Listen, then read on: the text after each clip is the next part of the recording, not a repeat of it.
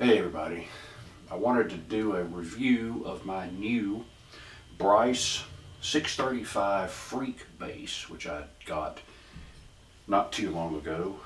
I noticed on YouTube there's only one review of it from a fellow in Tennessee who did a really good job, so maybe I can kind of live up to that standard, I guess.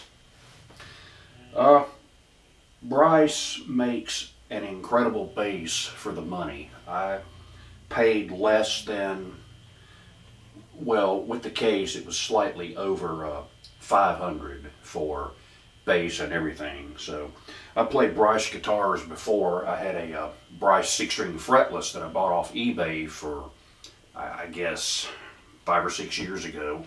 And, you know, it was a wonderful bass for the money. So I was pretty impressed when this one came and found it to be equally awesome for the pittance that I paid for it. We're going to do this real quick, just kind of go through some features. The Freak bass is a single cut, which I love.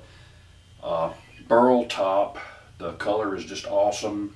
It's 24 frets. It didn't really say, but I believe that this is the standard abalone inserts or inlays, whatever, little fret dots, as people call them. Comes out of the box strung with just about medium light strings. I'm not sure what type. Fully adjustable bridge. One thing I noticed, if you're thinking about buying one of these things, when you get it, you will have to do some adjustments on the saddles because, you know, on the A string here especially, I still have a little bit of fret buzz that I need to take care of. But other than that, standard, you know, active pickup controls down here. You have volume, blend, neck and bridge pickup selector. And then the guy from Tennessee made a good point. Everything is kind of backwards from what you expect. The tone knobs down here, usually you would expect bass, mid, and treble. On this guitar, it's bass, mid, and treble. So the bass adjustment pot is back here next to the jack. So a little bit of an odd thing. You'll get used to it, trust me. Just right out with, you know, let's just kind of make everything flat here and go with the neck pickup.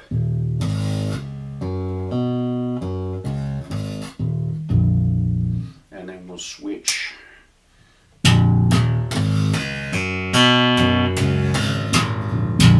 And again, it's all flat. So we'll just sort of roll everything to the detent position and let you hear that.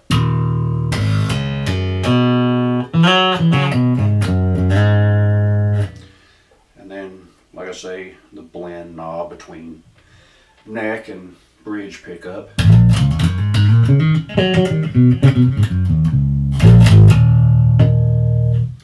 So yeah, right out of the box, it's a really playable instrument and sounds really, really good. I've played, you know, multi-$1,000 guitars, and you know, I would put this up there at least with some of the low-end quality guitars that I've played, like some of the low-end Ibanez or Ibanez or PV or, you know, ESP, you know, something like that.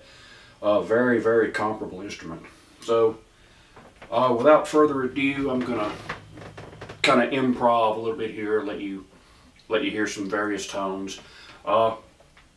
One thing I wanted to mention in reading some of the comments on the review that the fella from Tennessee did, there were a lot of people asking, hey, can this bass do this style of music or that style of music? I would want to add to that, it really depends on your signal chain and your, you know, amp. But yeah, you know, I mean, I'm a metalhead from way back, and I mean, you know,